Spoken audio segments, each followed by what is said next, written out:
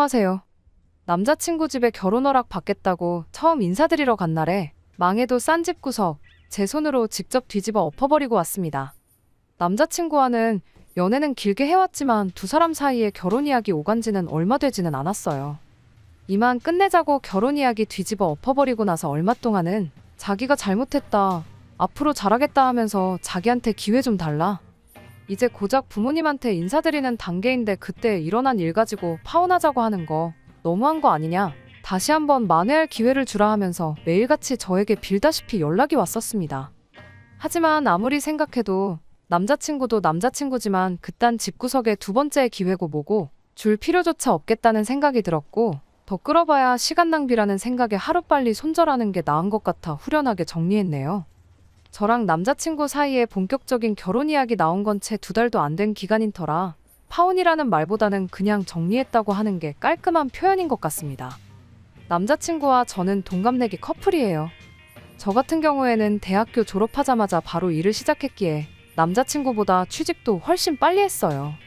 남자친구는 대학 졸업 후 군대를 다녀온 뒤에 2년 정도 준비 기간을 가진 끝에 취직하게 됐고 이제 경력 2년차 사원입니다. 저랑은 취직 준비 막 하던 시기에 연애를 시작했어요. 연봉 자체만 두고 보면 그렇게 큰 차이는 나지 않는데 아무래도 사회생활 시작한 시기가 제가 훨씬 빨랐다 보니 모아놓은 돈만 두고 본다면 제가 훨씬 많았어요. 하지만 그런 부분은 크게 신경 쓰지 않기로 했습니다.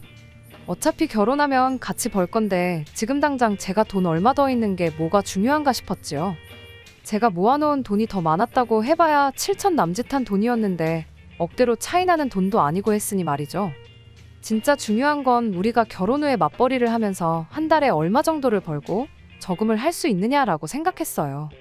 두 사람 벌이 합치면 꽤나 큰 돈이었기에 어줍잖게 모아놓은 돈이 얼마나 있네 하면서 시간 낭비하기 싫었고, 하루라도 빠르게 결혼하고 살림 합쳐서 그거 따지고 있을 시간에 돈 한 푼이라도 같이 더 아끼고 저금하는 게 맞다는 생각이었습니다. 다만 저희 부모님께서는 결혼을 그렇게 서두를 필요 있냐는 식으로 말을 하시긴 했어요. 결혼 자체에 대해서는 제가 좋다니 반대를 하지는 않으셨는데 앞으로 더 좋은 조건을 가진 사람도 나타나지 않겠냐 하는 뜻이셨지요. 현실적인 조언이었지만 결혼이 조건만 가지고 하는 건 아니라 생각했기에 그때는 부모님이 왜 저러시는가 했었어요. 아무튼 남자친구를 처음 인사시켰을 때는 반대까지는 아니셨지만 결혼을 다시 생각해보라고 하셨던 터라 조금 걱정도 되긴 했습니다.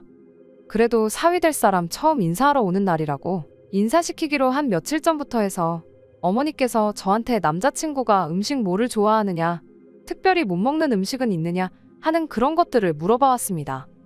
평소에 남자친구가 즐겨 먹는 것들로 해서 몇 가지 좋아하는 음식 말씀드렸어요. 저는 그냥 그 중에 아무거나 하나 해주시면 된다고 말씀드렸던 거였는데 어머니께서 혹시나 직접 한 음식과 사 먹는 게 맛이 다르니 입에 안 맞을 수도 있지 않겠냐며 번거로웠을 텐데 제가 말한 음식 몇 가지들을 전부 준비해 주셨습니다. 그날 음식은 전부 어머니께서 직접 하신 음식들로만 준비했고 그날 차린 것 중에 밖에서 사온 건 음료수밖에 없었어요.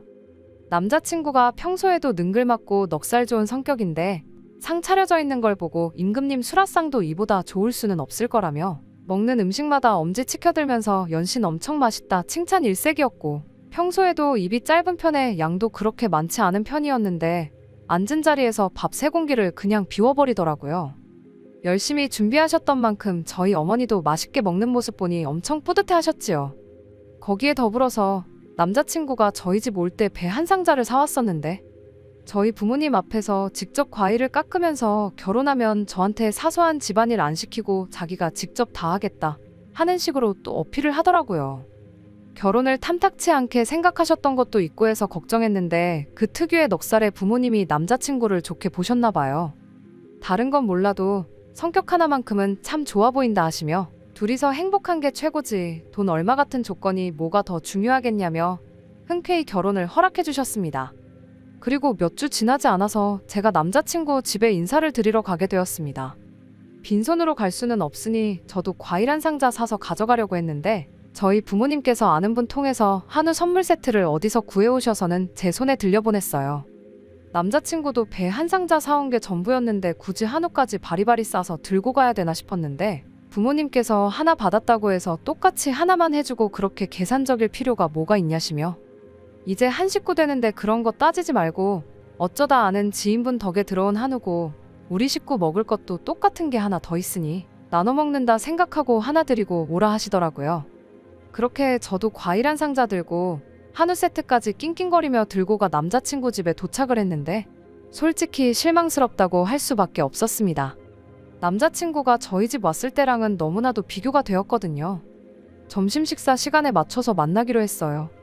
오며 가며 하는 거리도 있고 해서 저녁보다는 점심이 좋겠다 싶었고 저랑 남자친구가 근처에서 만나 같이 집으로 향하기로 했는데 저희 도착할 시간 맞춰서 점심 식사도 미리 준비해 놓으셨거든요. 그런데 상위에 차려진 음식들을 보니 일회용 용기에 담겨 있는 걸 보아하니 배달 음식 뿐이었습니다. 직접 음식을 안 해줬다는 사실이 서운하다거나 성의 없다고 기분이 나빴던 건 절대 아니에요. 문제는 메뉴에 있었습니다. 남자친구는 뭐가 문제인지도 못 느끼고 있는지 차려놓은 상을 보더니 우리 엄마 돈 좀 썼겠네 하면서 낄낄거리고 너스레를 떨고 있는데 평소에는 장점이라 생각했던 그 넉살도 그 순간만큼은 왜 그렇게 꼴도 보기 싫은지 싶고 저를 더 열받게 만들 뿐이었습니다. 근처에 잘 아는 횟집이 있는데 거기서 배달을 시켰다고 하는데 횟집이다 보니 곁들여 나오는 찬들이 종류도 많았고 구성도 제철 생선들로 실하게 구성되어 있긴 했지만 문제는 제가 날 생선은 전혀 입에도 못 댄다는 거였어요. 개인 취향이긴 하지만 저는 도무지 회 특유의 물컹한 식감도 그렇고 비린내 때문에 심한 건 제대로 삼키지도 못할 정도입니다. 그나마 구워서 먹으면 며칠 먹기는 하는데 그것마저도 입맛에 잘 안 맞아서 찾아 먹어본 적 한 번도 없고요. 거기에 어패류에 대해서는 심한 건 아니지만 알레르기까지 있어서 해산물에만큼은 쥐약이에요. 그날 차려져 있던 것 중에서 제가 먹을 수 있을 만했던 건 밑반찬 하라고 나온 김치전이랑 안주하라고 나온 떡볶이가 전부로 보였습니다. 제 식성 때문에 제가 까탈스러운 것처럼 보일 수도 있지만 솔직히 남자친구에게 크게 실망할 수밖에 없었습니다. 저희 집에 남자친구가 인사 올 때는 며칠 전부터 좋아하는 음식이 뭔지 그런 거 다 고려해가며 준비했잖아요. 남자친구가 못 먹는 음식이 따로 있는 건 아니지만 취향 고려해서 음식도 준비했었고요. 그렇다고 남자친구가 제가 해산물이며 회 못 먹는 걸 모르는 것도 아니었습니다. 연애한 기간이 3년인데다가 제가 날생선 못 먹는 거 가지고 이야기한 게 몇 번인데 충분히 미리 부모님께 인지를 시켜드릴 수 있었던 부분이라 생각했고 그러지 않은 남자친구에게 참 서운했어요. 그래도 최대한 좋게 생각하려고 노력했지요. 남자친구 부모님이 무슨 잘못이 있으시겠냐. 눈치도 없고 내가 해산물 못 먹는다는 사실 미리 전하지 않은 남자친구 잘못이다 생각하려고 했고 저도 준비해주신 정성이 있는데 처음에는 싫은 티 안 내려고 노력을 했어요.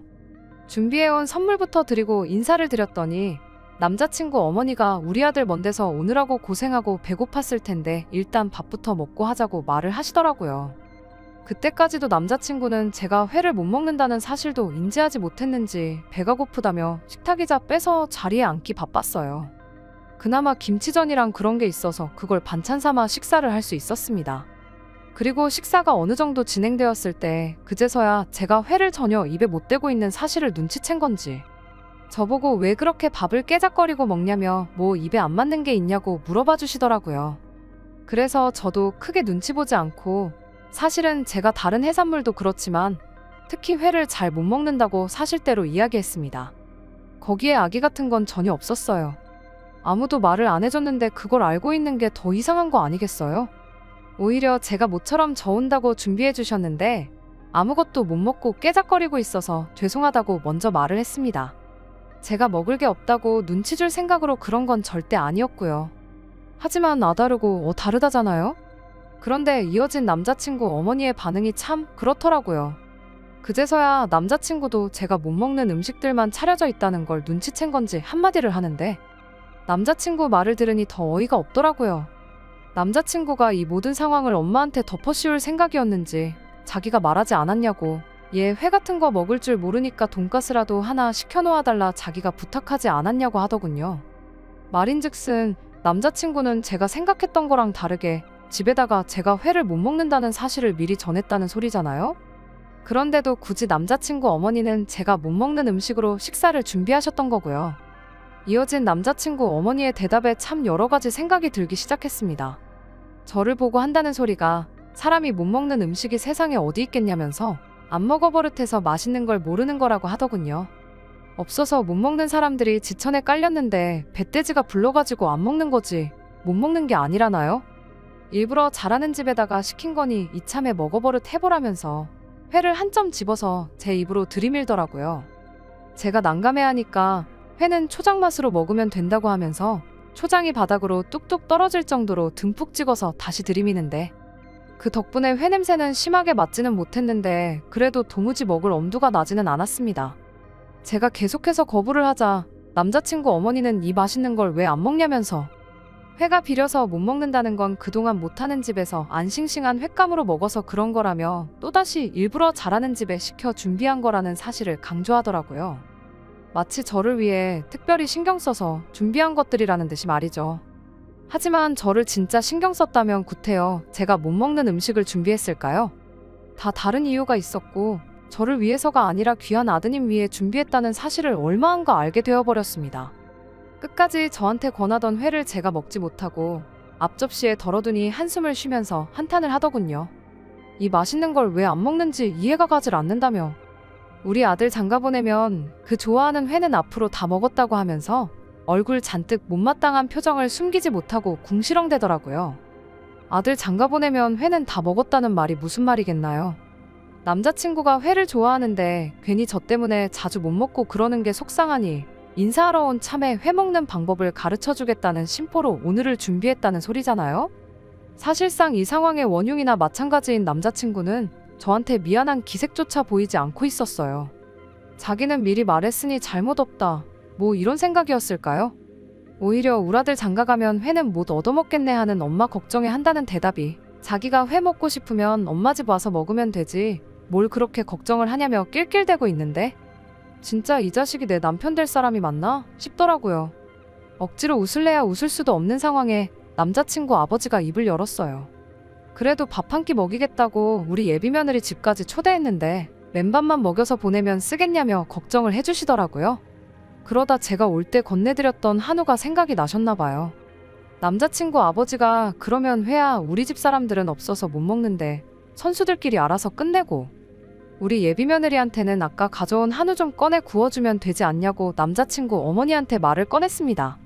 그런데 그 말이 끝나기 무섭게 남자친구 어머니 눈이 날카로운 살쾡이 눈으로 바뀌더니 누가 봐도 경거망동하지 말라는 듯한 신호로 아버님 어깨를 손바닥으로 탁 내리치더군요. 그러더니 한쪽 눈을 깜빡깜빡거리며 조용히 좀 미스라는 듯이 신호를 주는데 옆에서 보는 저도 속이 뻔히 보이는 그림이었어요. 누가 봐도 괜히 시키지도 않은 짓 하지 말고 입방정 떨지 말라고 신호를 보내고 있구나 싶었어요. 눈치 없는 게 집안 유전인 건지 남자친구 아버지는 대놓고 티내는 신호도 눈치를 못 채고는 눈 한쪽을 계속 깜빡거리는 남자친구 어머니한테 눈에 뭐라도 들어갔냐며 고기 몇 점 구워오라 하지 않았냐고 말을 꺼내시더라고요.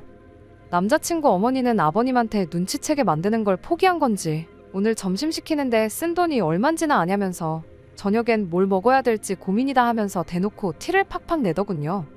그렇게 대놓고 티를 내는데도 남자친구 아버지가 이해를 못할 수도 있으니 이젠 저한테 눈치를 주는 거예요. 저한테 회를 그럼 진작에 못 먹는다고 말하지 그랬냐며 그래도 음식 조금 들어갔으니 따로 고기 먹을 배는 없지 않겠냐고 물어오는데 그게 무슨 뜻인지는 안 봐도 뻔하더군요. 내가 이상 차리는데 쓴 돈이 얼만데 고기까지 구워 먹으려고 그러냐 그냥 안 먹겠다고 한마디 해라 이렇게 신호를 주는 거잖아요. 남자친구도 그제서야 무슨 상황인지 눈치를 챈 건지 저한테 한다는 소리가 집에 가는 길에 자기랑 둘이 맛있는 거 사 먹자 이러고 있는 거예요. 사실상 그 말 한마디에 다른 걸 다 떠나서 이 자식을 믿고 결혼을 하면 안 된다는 확신이 생겼던 것 같아요. 그래서 남자친구 어머니 원하는 대로 고기 안 먹어도 된다고 한마디 했습니다. 말 끝나기 무섭게 남자친구 어머니 표정이 환해지는데 거기다 대고 이어서 제가 또 한마디 했어요. 결혼 허락 받으러 온 자리이긴 한데 일단 집구석에 며느리로 오는 제가 너무 아까워서 이 결혼은 못하겠다고 오늘 일도 결혼도 없던 일로 하자 말하고 자리에서 일어났어요. 난데없는 상황에 세 사람 모두 눈만 꿈뻑이면서 넋을 놓고 저를 쳐다보고 있더라고요. 세 사람을 뒤로 한 채 냉장고 앞으로 다가가서 제가 사온 과일이랑 한우 세트도 도로 챙겨서 나왔어요. 그 와중에도 남자친구 어머니는 그걸 왜 도로 가져가냐며 허둥지둥 대길래 이건 제가 제 시부모님 되실 분들 드리려고 가지고 온 거지 자선사업가도 아니고 생판 남한테 먹으라고 가져온 거 아니라고 했어요. 아들 혼사가 박살나는 와중에도 제 생각을 어떻게 돌려보려는 게 아니고 한우 걱정이나 하고 있으니 갑작스런 파혼 결정이지만 참 잘했다는 생각뿐입니다. 저 사람들한테는 당장 예비 며느리 될 저보다 그깟 한우 세트가 더 중요했던 거잖아요? 남자친구는 그제서야 사태가 심각하다는 걸 깨달은 건지 제 편을 들어주더라고요. 자기가 고기 한 덩이 꺼내서 맛있게 구워줄 테니 그거 먹으라고 그러고 있고, 남자친구 어머니는 그 와중에도 고기를 사수하고 싶은 건지 서랍장에서 동네 배달음식점 전화번호 적혀있는 광고 책자를 들고 나와서는 저보고 좋아하는 음식이 뭐냐고 하면서 치킨이니 피자니 시켜주겠다 이러고 있대요. 남자친구한테 참 일찍도 내 편 들어준다고 그렇게 나를 도와주고 싶으면 와서 문이나 열어달라고 했습니다. 과일 상자니 한우 세트니 손이 가득 차서 문을 못 열겠다고요. 그 와중에 남자친구는 엄마 눈치를 보는 건지 제 눈치를 보는 건지 문을 열까 말까 쭈뼛거리길래 그냥 답답해서 제가 팔꿈치로 문 열고 뛰쳐나왔네요. 몇 걸음 가지 않아서 남자친구가 저를 쫓아나왔는데 신발도 안 신고 뛰쳐나온 걸 보니 마음이 급하긴 급했었나 봐요. 그런데 어이가 없게도 남자친구는 저를 원망하면서 이 상황을 제 탓을 하는 겁니다. 그깟 고기 한 덩이 안 구워줬다고 이렇게 가버리는 게 어디 있냐네요. 이렇게 가버리면 엄마 아빠가 너를 어떻게 생각하겠냐고, 결혼은 다 물 건너가는 거라고 얼른 들어가서 사과드리고 처음부터 다시 시작하자고 하는데, 그 와중에도 이걸 제 탓으로 만드는 남자친구 꼴을 보니 치가 떨리더라고요. 설마 내가 내 손으로 가져온 한우 세트 먹고 싶은데 못 먹게 해서 집에 가는 것처럼 보이냐고. 어이가 없어서 들고 있던 한우 세트 상자를 그대로 남자친구 얼굴에다 힘껏 후려쳤어요. 상자가 터짐과 동시에 안에 있던 내용물이 바닥에 뒹굴었어요.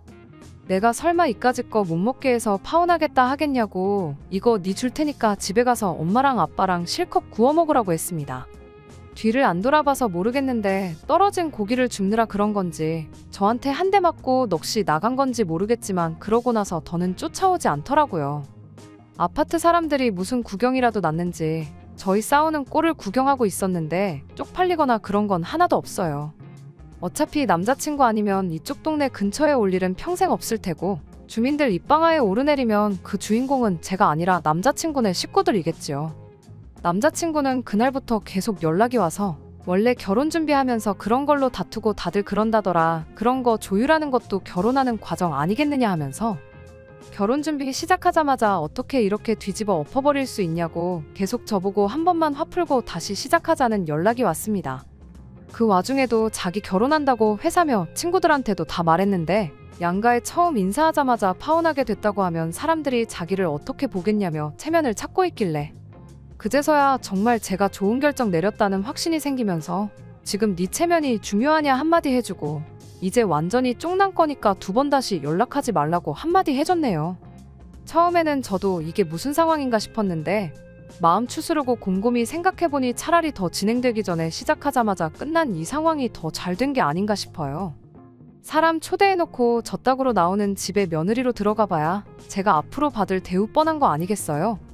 그 꼴 당하고도 꾸역꾸역 결혼했으면 아마 지금 받았던 취급의 반도 못 받고 아주 사람 우습게 봤을 겁니다. 제가 어디 모자란 점이 있는 것도 아니고 앞길 창창하고 나이가 많은 것도 아닌데 며느리 우습게 보는 시댁보다 며느리도 자식처럼 아껴주고 이뻐해주는 집안 식구가 되는 게 100배 1000배 낫죠. 부모님께서도 차라리 잘 된 것 같다고 속이 후련하다 하십니다. 어른 말 들어서 나쁠 거 없다, 사람 보는 눈은 경험에서 나온다는 말이 무슨 말인지 이제는 이해가 가네요. 부모님께서 저에게 해주신 말이 그래도 힘이 됐어요. 여태까지 만난 시간보다 앞으로 살 날이 더 긴데 그거 아까워하지 말고 보란듯이 잘 살면서 더 좋은 사람 만나는 것만큼 그 집구석 배 아프게 만들어줄 수 있는 게 또 없을 거라고 해주셨거든요. 그래서 지금은 완전 괜찮아졌어요. 그때 남자친구한테만 그러지 말고 남자친구 어머니한테도 제대로 한 방 먹여주고 나왔었으면 하는 후회가 조금 남기는 하는데, 그래도 할 말 다 했고 참교육 제대로 시켜줄 수 있었으니 그건 다행이라고 생각합니다. 끝까지 들어주셔서 감사합니다. 오늘의 사연은 여기까지입니다. 구독과 좋아요, 알람 설정 부탁드리고 더 좋은 사연으로 다시 찾아뵙겠습니다. 감사합니다. 신바람 사연 아파트, 오늘의 사연 시작하겠습니다. 결혼한 지 이제 1년, 달달한 신혼생활을 즐기고 있는 30대 여자입니다.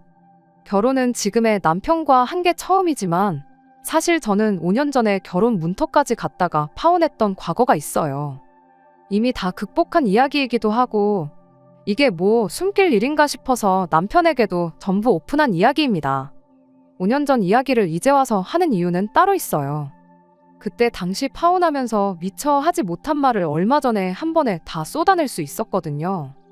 몇 년 동안 맘속에 담아두고 살면서 이따금씩 자다가 이불도 발로 한 번씩 걷어찰 정도로 마음에 담아두고 있었는데 이번 일을 기회로 전부 다 풀어버리게 돼서 속이 그렇게 후련하고 기분이 좋을 수가 없네요. 마음 같아서는 사연에 그 자식, 개자식 하면서 쓰고 싶은 생각이 굴뚝 같지만 편의상 남자친구라는 호칭으로 사연을 적도록 하겠습니다. 저랑 파혼을 했다는 그 남자친구는 제가 사회생활 시작하고 얼마 되지 않아서 알게 된 사람이었어요.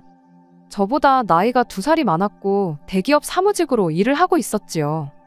나이는 2살 차이가 났지만 저도 남자친구도 입사 첫 해를 보내고 있던 신입사원으로 사회생활 시작한 시기는 거의 비슷했어요. 서로를 알게 된 지 얼마 지나지 않아서부터 연애를 시작했고 그렇게 3년을 더 만났습니다. 남자친구 나이가 32이 되면서 집에서 빨리 결혼하라는 압력이 들어온다는 멋없는 청혼을 받게 되었고 아무튼 그렇게 결혼을 약속하게 되었어요. 결혼 이야기가 나오자마자 남자친구가 제게 먼저 제안했던 게 있는데 결혼은 반반 결혼을 하는 게 좋겠다는 말이었습니다. 그때 당시에도 남자가 집 해오고 여자가 혼수를 해온다는 말은 옛말이나 마찬가지였고 다들 반반 결혼을 선호하는 분위기였습니다. 그래서 저도 반반 결혼하는데 아무런 거부감이 없는 상황이었어요. 거기에 추가로 남자친구가 먼저 부모님 손 안 벌리고 결혼하고 싶다는 말을 하더라고요.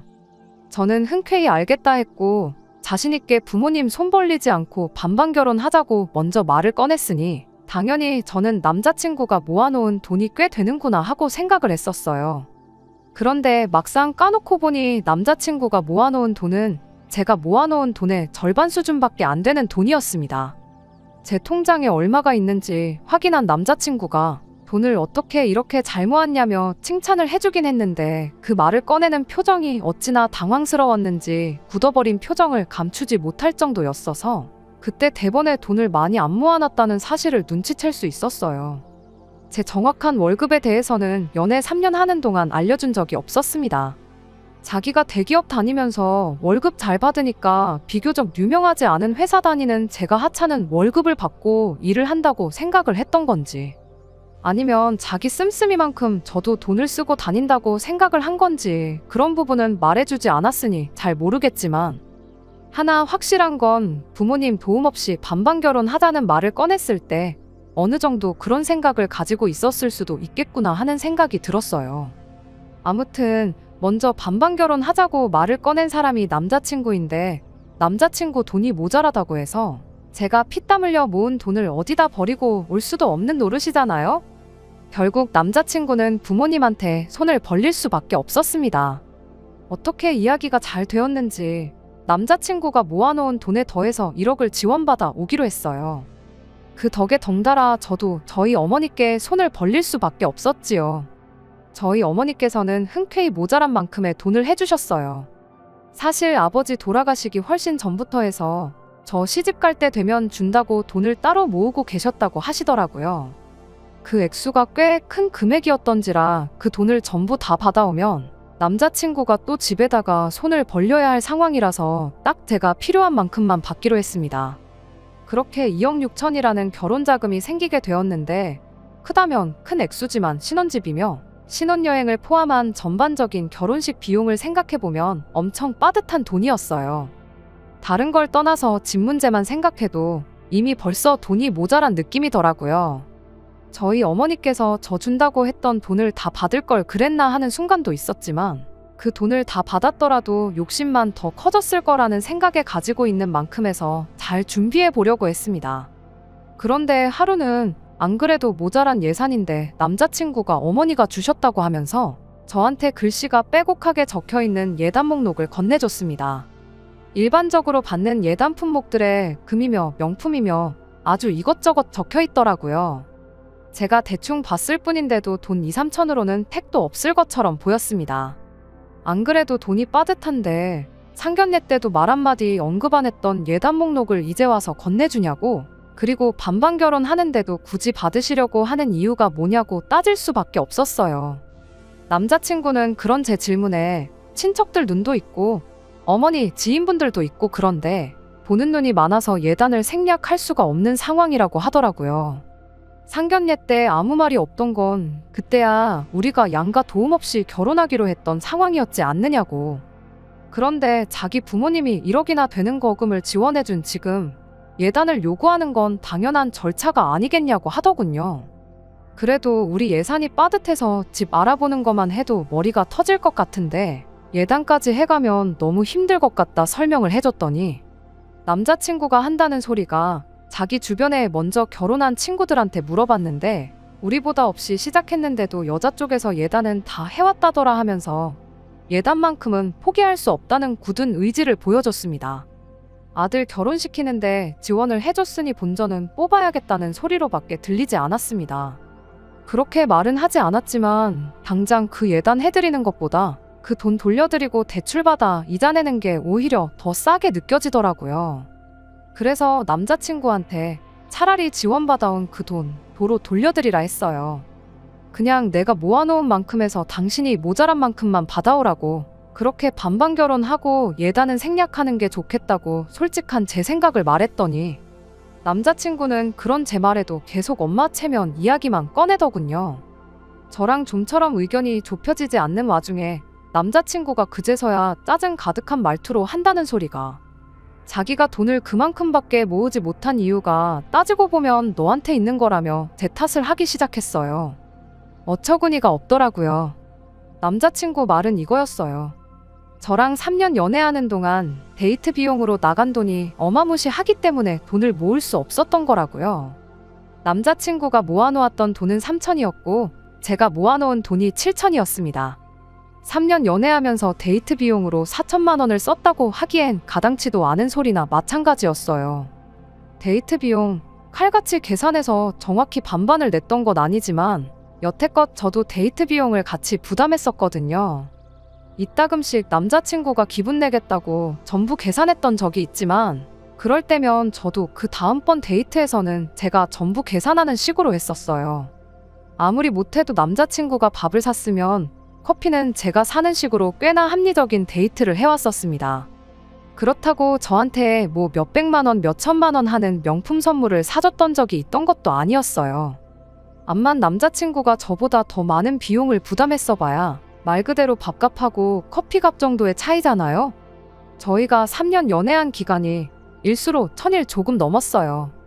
그 긴 일수 동안 저희가 하루도 빠짐없이 매일같이 만나 데이트를 했다고 치고 남자친구가 밥 사고 제가 커피를 샀다고 쳐서 넉넉 잡아 남자친구가 저보다 하루에 3만 원씩 더 썼다고 쳐서 계산을 해봐도 그 금액이 3천만 원밖에 안 돼요. 여전히 1000만 원이 부족한 계산이죠. 그러니 남자친구가 데이트 비용을 내느라 저 때문에 못 모았다는 말은 말도 안 되는 억지밖에 되지 않았지요. 그런 건 계산도 안 해보고 저랑 데이트하느라 돈을 못 모았네. 지가 그때 얼마를 더 썼네. 이딴 소리를 하고 있으니 어이가 없었습니다. 결국 그날 예단에 대해서는 그렇다 할 합의점을 찾지 못했는데 집에 가서 어머니한테 이 사실을 알리니 어머니께서는 당신이 돈을 해줄 테니 그냥 해달라는 거 해주라는 식으로 나오셨어요. 어차피 저 결혼할 때 전부 다 주려고 했던 돈 그거 다 안 받아가지 않았느냐 하시면서 그 돈으로 해주는 거니까 걱정 말라고 하시는데 엄마 주머니 사정이 걱정돼서 그러는 게 아니라고 얼토당토 않은 계산법 운운하면서 어떻게 본전 찾아가려고 하는 게 뻔히 보이는데 원하는 대로 해주고 싶지 않은 거라고 했죠. 제 말에 저희 어머니는 괜히 해달라는 거 안 했다가 결혼 생활 내내 시댁에서 너를 고깝게 보고 싫은 소리 하고 그렇게 내버려 둘 바에 그냥 두 눈 꾹 감고 해달라는 거 다 해주고 제가 앞으로 생색을 내는 게 더 나은 방법 아니겠냐 하시더라고요. 어머니도 남자친구 집에서 하는 꼬라지가 마음에 안 들긴 하지만 돈이 없는 것도 아니고 어차피 제가 필요했으면 전부 다 저한테 줬을 돈인데 그냥 그쪽 집에다가 내 딸 앞으로 잘 봐주시라 뇌물 바치는 거라 생각할 테니 괜히 그걸로 스트레스 받고 그러지 말라셨습니다. 어머니 말씀에도 저는 도무지 이 상황을 이해하기도 싫었고 받아들이고 싶지 않았지만 결국 어머니의 설득 끝에 예단을 해가기로 했습니다. 이래저래 견적을 내보니 2,500 정도 들어가더라고요. 언짢기는 했지만 어머니 말대로 좋은 게 좋은 거 아니겠냐 생각하려고 노력했어요. 예단 이야기가 해결되니 남자친구도 남자친구 집도 더 이상 번거롭게 굴지 않았고 그 뒤로부터는 결혼 준비가 일사천리로 진행이 되기 시작했습니다. 그렇게 결혼식 날짜까지 다 잡히고 청첩장도 돌릴 만한 사람들한테 다 돌린 상황이었어요.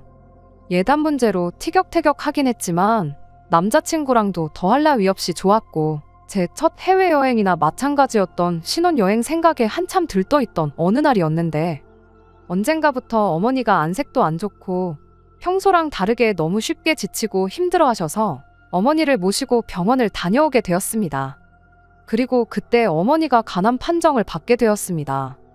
제 결혼이라는 경사를 앞두고 어머니가 간암이라는 사실을 알게 되니 세상이 무너지는 것 같았어요. 그래도 한숨 놓을 수 있었던 건 암이 그나마 초기에 발견되었고 초기라면 완치율이 높다는 사실을 듣게 되었기 때문입니다.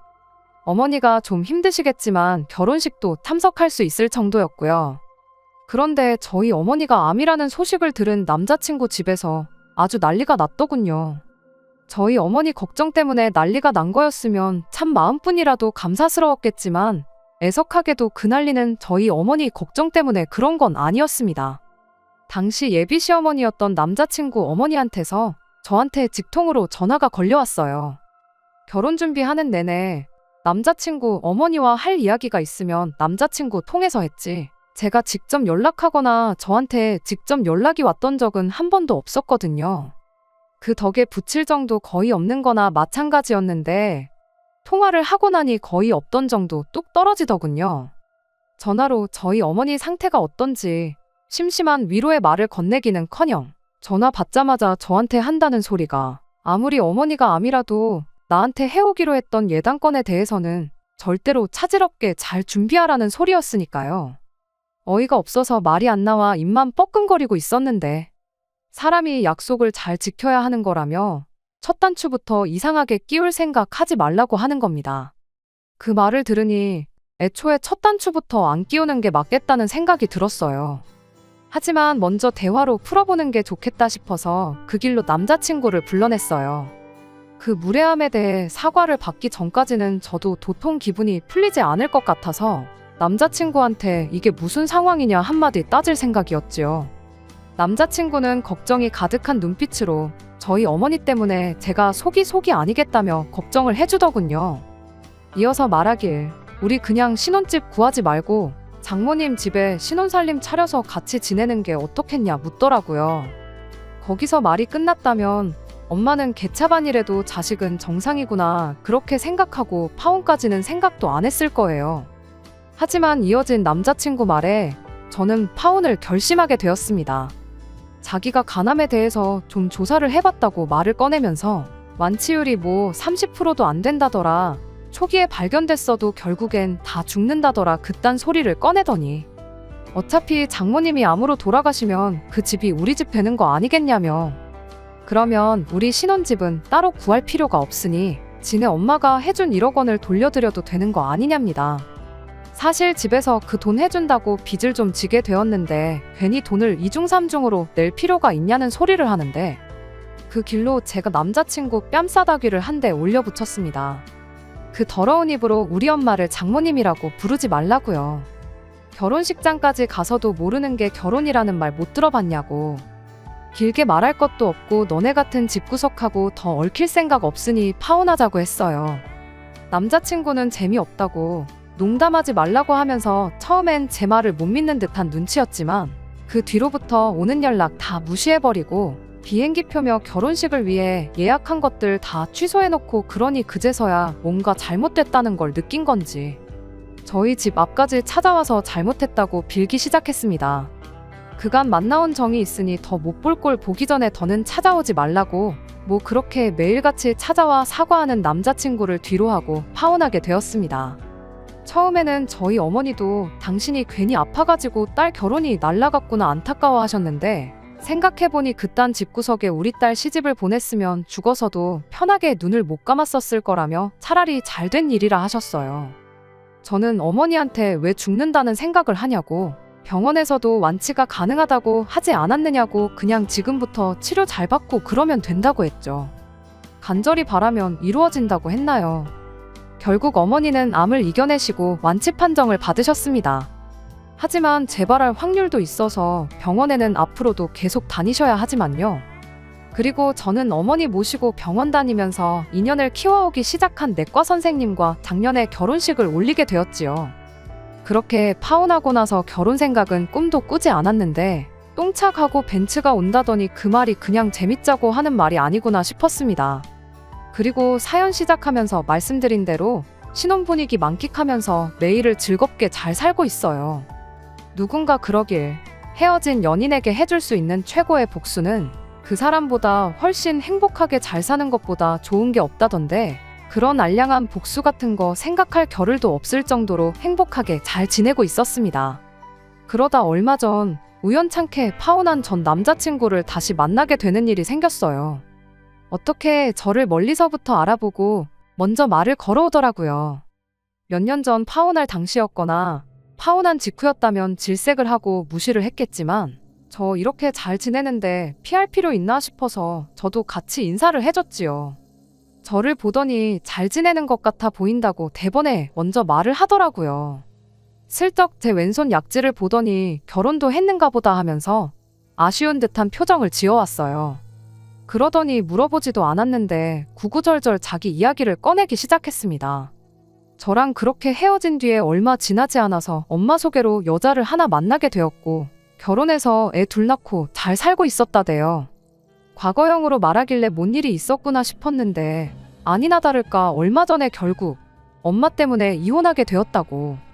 그 덕에 엄마랑은 연을 끊었다고 하면서 그때 너한테 잘할 걸 그랬다. 자기가 이혼당할 때 다른 사람보다 너가 먼저 생각나더라 하면서 엄마 말보다 너 말을 더 들었어야 했는데 후회가 된다느니 어쩌니 하면서 엄청 질척거리기 시작하는 겁니다. 더 이야기해봐야 말만 괜히 이상한 대로 흘러갈 것 같고 이 사람이 뭔가 착각을 해도 단단히 하는 것 같아서 그때 3년 만나온 정을 봐서 굳이 안 해주고 넘겼던 그 말 속에 품고만 지냈던 그 말을 한마디 해줬어요. 니네 엄마도 문제지만 니도 못지않게 문제가 있는 거 모르냐고. 엄마랑 연까지 끊었다면서 애엄마랑 다시 살림도 못 합치고 이러고 있는 꼴 보니 너는 아직도 너한테 문제가 있는지 모르는 것 같다고. 이렇게 나한테 옛날 이야기 할 시간 있으면 집에 가서 네 인생부터 돌아보고 자기 객관화 좀 해서 남 탓 좀 그만하라고 했어요. 제 할 말 다 끝내고 다음부터는 이렇게 우연찮게라도 만나지 않았으면 좋겠다. 마주치더라도 제발 나 모르는 척하고 그냥 네 갈 길 가달라 말하고 뒤돌아서 집으로 와버렸습니다. 옛정에 호소하면서 옛날 이야기하면 뭐 이제 와서 행복하게 잘 지내고 있는 제 마음을 돌릴 수 있을 거라고 생각했던 걸까 싶네요. 정말 다시는 꼴도 보기 싫은 사람과 재회한 건 짜증나는 일이지만 그때 마음 약해져서 해주지 못한 한마디 해줘서 그런가 속 하나만큼은 후련해졌네요. 지금 저는 더할 나위 없이 행복하고 어머니까지 완치 판정을 받은 지금 솔직히 그때 파혼하게 된 게 제 인생에 있어서 운이 좋았던 거라 말할 수 있겠네요. 지금 행복한 만큼 앞으로도 계속 이렇게 행복하면 좋겠습니다. 끝까지 들어주셔서 감사합니다. 오늘의 사연은 여기까지입니다. 구독과 좋아요, 알람 설정 부탁드리고 더 좋은 사연으로 다시 찾아뵙겠습니다. 감사합니다. 신바람 사연 아파트 오늘의 사연 시작하겠습니다. 안녕하세요. 결혼 앞두고 파혼했습니다.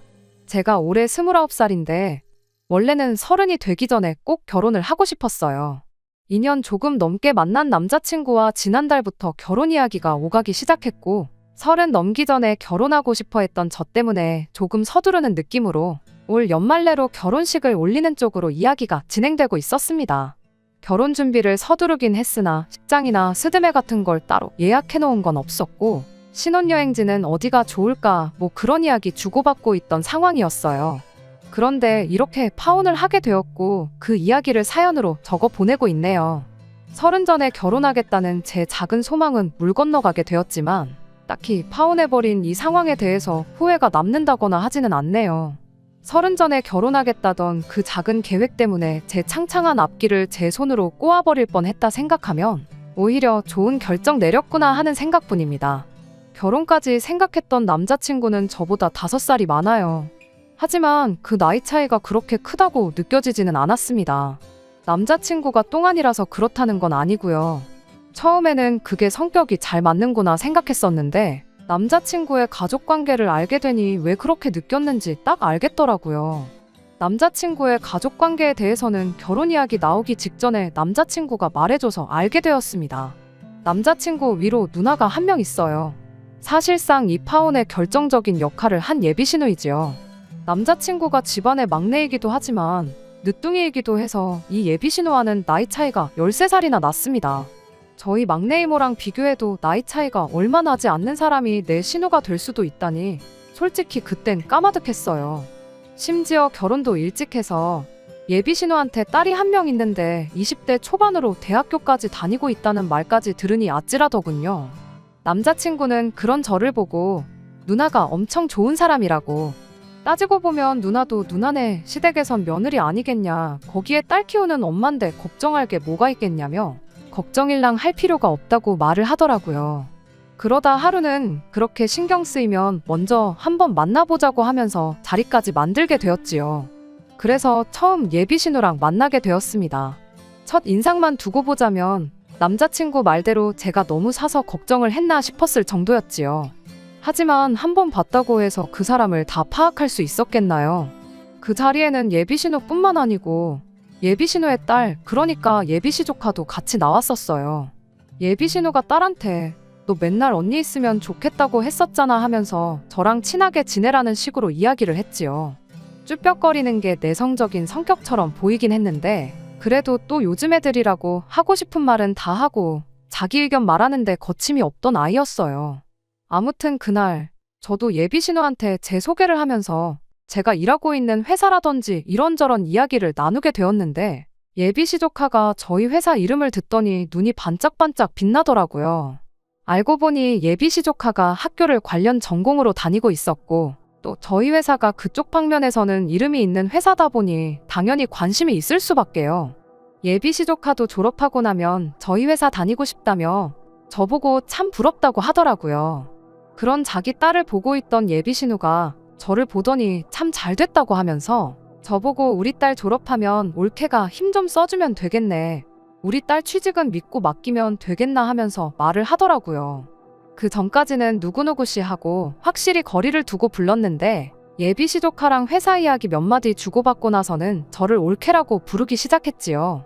제가 저희 회사에 몸담은 지 햇수로 5년 차이긴 하지만 5년 차가 뭐 사장도 아니고 이제 막 대리직급 달고 회사에선 아직도 막내나 다름없는 취급받고 일하고 있거든요. 그런데 제가 뭐라고 감히 누구를 취직시켜주고 그럴 힘이 어디 있겠어요? 당연히 농담이라 생각했고 진지하게 받아들이지는 않았어요. 그렇다고 막상 그 상황에서 안 된다고 정색해버리면 괜히 제가 분위기에 찬물을 끼얹는 게 아닌가 하는 생각도 들었고 해서 둥글둥글 돌려서 제가 도와줄 수 있는 게 있는지 한번 알아보겠다 뭐 그런 식으로 대답하고 말았어요. 예비시조카도 그런 예비신우 보고는 요즘 세상이 어떤데 그게 가당키나 하겠냐고 기대도 안 하던 눈치였고 남자친구도 저한테 너무 부담 주지 말라는 식으로 예비신우한테 한마디 했지요. 그 뒤로는 별다른 이야기가 없었고 분위기도 좋게 자리가 마무리되었고요. 그 뒤로는 예비신우랑 따로 만나거나 할 일은 없었지요. 결혼 준비 시작했다고 해서 매일같이 예비시댁에 눈도장 찍으러 다니고 그럴 필요는 없는 거잖아요. 당장 결혼식 연말에 올릴 생각하면 하루가 바쁜 시기였으니 더더욱이 그런 데다 시간을 쏟고 싶지는 않았어요. 남자친구도 결혼 허락 받은 뒤로는 저희 집에 따로 인사하러 오거나 그러지도 않았고 사실 그럴 필요도 없었고요. 그렇게 남자친구랑 짬짬이 시간 내서 결혼에 관련된 거 알아보고 뭐 그런 식으로 데이트를 하고 그랬지요. 그런데 하루는 모르는 번호로 저한테 전화가 오더라고요. 원래도 제가 모르는 번호로 오는 전화는 거의 받지 않아요. 일부러 전화를 안 받았는데 같은 번호로 계속 전화가 오는 게 그냥 광고성 전화가 아닐 수도 있겠다 싶어서 결국 전화를 받게 되었습니다. 전화의 주인공은 예비신우였어요. 안 봐도 뭐 남자친구가 제 전화번호를 알려줬겠지요. 어떻게 제 번호를 알았는지는 궁금하지도 않았지만 전화 내용 자체는 참 당황스럽고 어이가 없는 내용이었습니다. 이미 전화 받자마자부터 왜 이렇게 전화를 안 받냐는 식으로 짜증을 내기 시작했거든요. 처음 봤을 때랑은 180도 다른 말투로 계속 저를 다그치더라고요. 그때 알아봐주기로 했던 우리 딸 취직 자리는 어떻게 돼가고 있는 거냐고. 약속을 했으면 가타부타 진행 상황이 어떻게 돼가는지 보고를 해야지. 3주 동안 아무 연락도 없을 수가 있냐며 성질을 내더라고요. 그때 그냥 농담 삼아 지나간 이야기로 알고 있었는데 예비신우는 마치 제가 예비신우를 취직시켜주겠다는 식으로 그걸 진심으로 받아들였었나 보더라고요. 그런 질문을 들으니 솔직히 뭘 어떻게 대답해야 하고 어디서부터 설명을 해야 할지 막막했어요. 좋은 게 좋은 거라고 끝까지 제대로 설명 안 했던 내 잘못도 있겠구나 싶어서 차라리 전화로 오해를 풀어줘야겠다 하는 생각이 들어서 솔직하게 대답을 해줬어요. 제가 인사권이 있는 것도 아닌데 취직시켜주는 건 불가능하다고요. 자칫 제가 괜히 일자리 알아봐준다고 여기저기 까불고 다녀봤자 역효과만 날 거라고 말해줬죠. 그 순간 올케로 바뀌었던 제 호칭은 그 말이 끝나기 무섭게 다시 누구누구씨로 바뀌어 버렸어요. 저를 그렇게 안 봤는데 시댁에 점수 따겠다고 공수표나 날리고 다니고 그거 되게 안 좋은 행동이라면서 저를 비난하더군요. 목구멍 밖으로 튀어나오려는 말들을 눌러 참으며 그러면 그럴 게 아니고 제가 이력서나 자기소개서 같은 거 봐주고 업계 동향이라든지 취직 전에 미리 준비해두면 좋을 것들이라든지 그런 부분들을 예비시 조카 직접 만나서 설명을 해주고 그러겠다 했어요. 예비신우는 여전히 제가 처음이랑 말이 다르다면서 사람이 언행일치가 돼야 되는 거라고 뭐라 하더라고요. 그래도 안 되는 건 안 되는 거란 건 알았는지 그럼 예비시 조카 만나서 좋은 이야기도 해주고 취직 잘할 수 있게 도와달라 뭐 그런 식으로 자기 할 말만 하더니 전화를 뚝 끊어버렸어요. 좋게 마무리된 것 같기도 했지만 한편으로는 뭔가 영 찜찜한 기분을 지울 수가 없었습니다. 아무튼 그렇게 예비시 조카를 따로 밖에서 만나게 되었지요. 안 그래도 결혼 준비로 바쁜 와중이기도 했고 주말간에는 남자친구랑 이것저것 알아보러 다니기로 이미 약속이 돼 있고 상담 예약도 있어서 따로 시간을 비우기가 애매했어요. 그래서 금요일에 퇴근하고 만나기로 했지요. 일주일 내내 쌓인 피로도 장난이 아니었고 주말도 일정이 꽉 차서 푹 쉬고 싶었는데 그래도 힘든 몸 이끌고 약속 장소로 나갔습니다. 그런데 그날 만난 예비시 조카도 누구를 닮았는지 보통은 아니구나 싶더라고요. 퇴근하고 예비신우네 집 근처 카페까지 힘들게 나갔어요. 집 방향도 반대고 솔직히 예비시 조카가 저희 회사 근처로 오는 게 맞다고 생각했지만 애 공부하느라 힘든데 피곤하게 만들지 말라는 예비신우 말에 어쩔 수 없이 제가 그쪽까지 가게 되었지요. 그런데 예비시 조카는 그날 저에게 보여준 모습과는 달리 그닥 취직에는 하나도 관심이 없어 보였습니다. 회사 들어가고 싶은 건 들어가고 싶은 거고 현실적으로 자기 성적으로는 이력서 통과도 안 될 거 알고 있다면서 제가 준비한 이야기들은 들을 생각도 없어 보이더라고요. 엄마가 하도 나가보래서 나온 자리라고 하더니 저보고 언니 하면서 자기는 사실 언니랑 친해지고 싶어서 나온 자리라고 하더라고요. 지루하게 이런 이야기 나누지 말고 저보고 근처에 백화점이 있으니 거기 쇼핑이나 가자고 하는 거예요.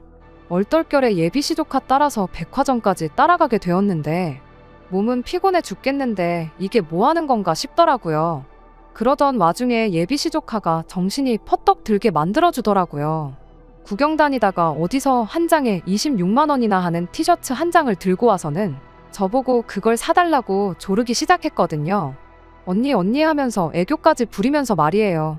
아직 제가 뭐 결혼을 해서 이 친구한테 나이차 많이 나지 않는 숙모가 된 것도 아니고 하니 호칭 같은 건 딱히 상관 안 했어요. 하지만 애초에 저를 보겠다고 자리에 나온 목적이 저한테 티셔츠 쪼가리 한 장 얻어 입겠다고 나온 거라는 걸 알게 되니 열이 받지 않을 수가 없었어요. 그 26만 원짜리 티셔츠 한 장 사주는 돈이 아까워서는 아니고 참 사람이 무례하구나 싶었거든요. 지치고 피곤했던 제 몸 상태는 둘째치더라도 저는 최대한 도움을 주기 위해서 이것저것 알아보고 왔던 상황이거든요. 실제로 성적표가 안 좋아도 관련 자격증이라든지 공모전이라든지 외국어 실력 같은 것만 가지고도 회사에 취직 성공해서 다니고 있는 직원들도 몇 있어서 어떻게 준비하는 게 좋을지 그 사람들 붙잡아가며 물어본 고생까지 생각하니 저도 모르게 터져버리고 말았어요.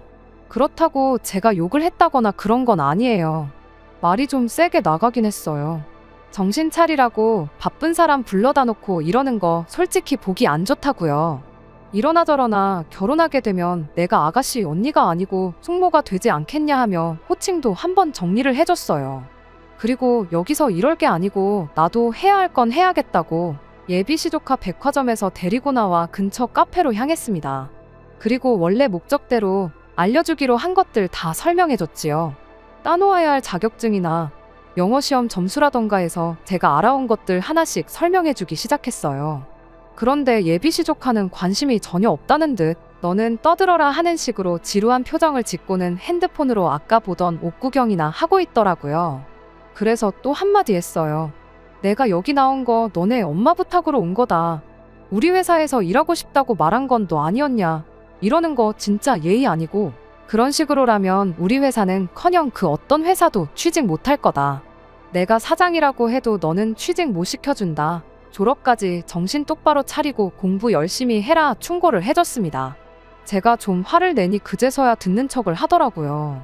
그렇게 설명할 거 다 설명해주고 배고파 보여서 밥도 사주고 집에 가서 예비신우랑 먹으라고 빵이며 이것저것 사서 돌려보냈어요.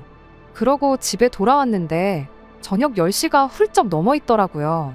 원래는 다음날 남자친구랑 만나서 준비할 것들 미리 인터넷으로 조사 좀 해볼 계획이었는데 조사고 뭐고 그냥 드러누워 쉬고 싶더라고요.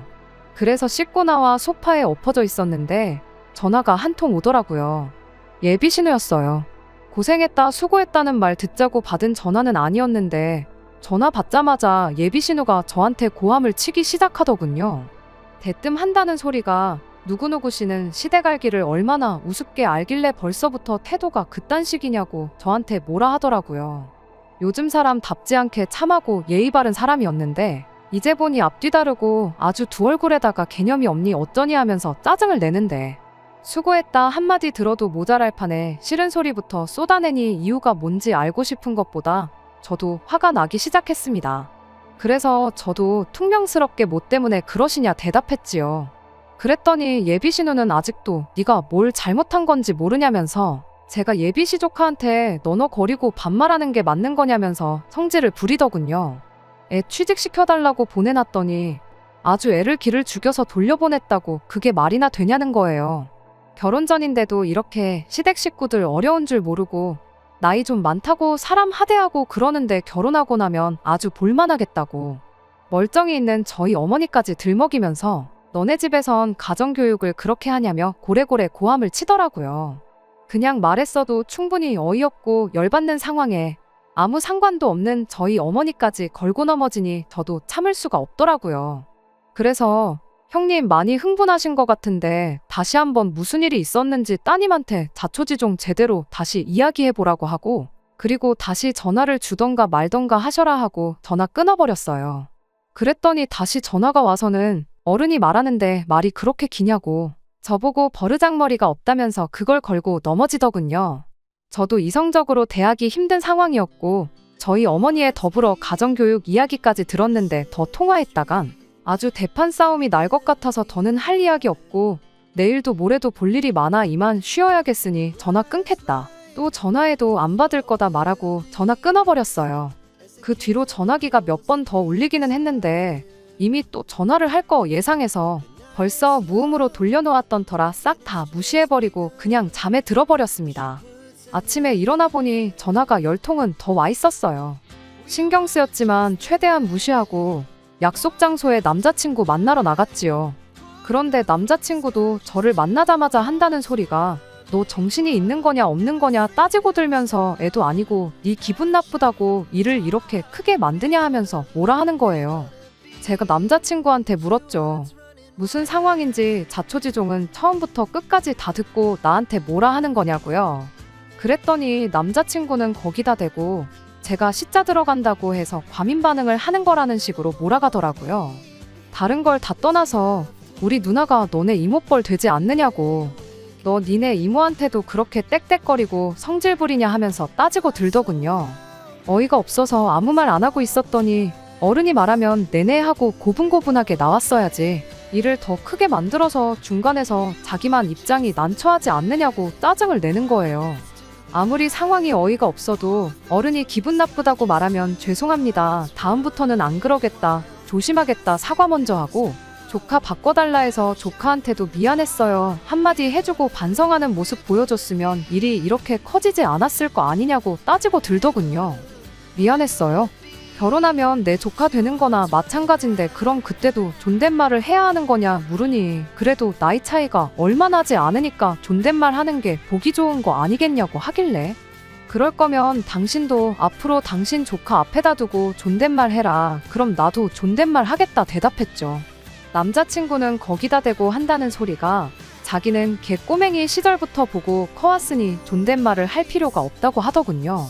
자꾸 일 크게 만들지 말고 사과 한마디면 끝나는 걸 왜 그렇게 자존심을 세우냐고 따지는데, 이젠 하다못해 내 남편 될 사람까지 자기 조카한테 존댓말을 하라고 하니 어이가 없었어요.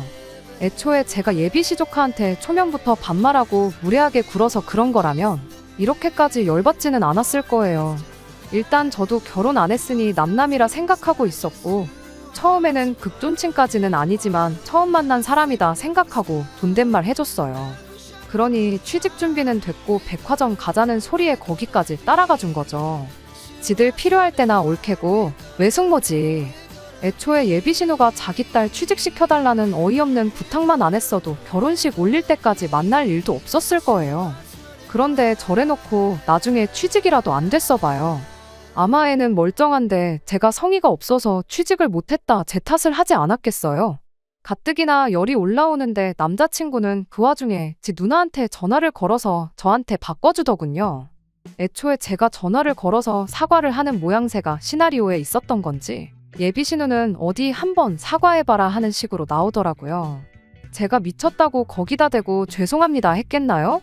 전화 받자마자 제가 잘못한 게 있으면 사과를 드리겠지만 아무리 생각해도 저는 잘못한 거 하나 없는 것 같다고 딱 잘라서 말했어요. 만약에 저희가 결혼해서 아이가 태어나면 형님도 우리 애한테 꼬박꼬박 존댓말 한다면 내가 다시 생각은 한번 해보겠다 했지요. 제 말에 예비신우가 뭐라 짓거리길래 그럼 그렇게 하실 생각 없는 걸로 알겠다. 저는 할 말 다 했고 더 할 말이 없으니 전화 끊겠다 말하고 전화기 남자친구한테 넘겨줬어요. 남자친구가 저한테 계속 전화기 들이밀길래 자리에서 일어나 밖으로 나갔지요. 남자친구는 전화 끊고 부랴부랴 저를 쫓아오더라고요. 거기서 돌아선 저를 잡아도 모자랄 판인데 지금 우리 누나가 말하는 도중에 전화를 끊어버린 거냐며 저보고 이렇게 위아래가 없는 사람이었냐고 하면서 실망이라 하더라고요. 이미 남자친구 저 태도만 봐도 결혼하면 어떻게 될지 눈에 선하더군요. 제가 30 전에 결혼을 하고 싶었던 거지, 안 한다고 누가 잡아가는 것도 아닌데 미쳤다고 이 결혼을 하겠어요? 이게 똥인지 된장인지 헷갈리는 것도 아니고 누가 봐도 똥인데 구태여 제가 그걸 찍어 먹어보고 확인을 해야 할 필요가 있나 싶더라고요. 그래서 쫓아 따라오는 남자친구 정강이를 구두발로 차버리고 한마디 해줬습니다. 시자 들어가는 게 무슨 벼슬인 줄 아냐고, 내가 네 조카 눈치까지 봐가면서 살아야 되냐고요. 자꾸 위아래 따진다고 하는데 숙모가 조카한테 존댓말로 미안했어요 사과하는 건 위아래가 있는 거냐 한번 생각해보라고 했지요. 거기서도 남자친구는 지나 자기 식구들이나 아무 문제가 없다는 식으로 말하더라고요. 저보고 자존심 세우지 말라더니 자존심은 누가 세우고 있는 건지 참. 결국 그날 저녁에 전화로 파혼 통보했네요. 예비신우가 와서 내 앞에 무릎을 꿇고 빌더라도 마음 돌릴 생각 없으니 앞으로 연락도 하지 말라고 했습니다. 만나온 시간에 비해 쪽나는 건 단 하루도 안 걸리더라고요. 그런데도 아쉽거나 그러지는 않아요. 상견례는커녕 남자친구 부모님도 만나보지 않았는데 누나가 저런데 뭐 부모님은 안 만나봐도 뻔할 뻔짜겠지요. 시조카도 떠받들어 모시고 살아야 하는 며느리 자리였는데 시부모님은 제가 하루 12시간을 업고 다녀도 모자라다 했을 거예요. 시자 들어가는 거 벼슬 아닌데 그 집 며느리가 벼슬 자리도 아니고 못하러 제 팔자 제 손으로 꼬아버리겠어요. 그나마 일찍 파혼해서 제 아까운 시간 조금이라도 절약할 수 있었다는 걸 위안 삼으려고 합니다. 끝까지 들어주셔서 감사합니다. 오늘의 사연은 여기까지입니다. 구독과 좋아요, 알람 설정 부탁드리고 더 좋은 사연으로 다시 찾아뵙겠습니다. 감사합니다.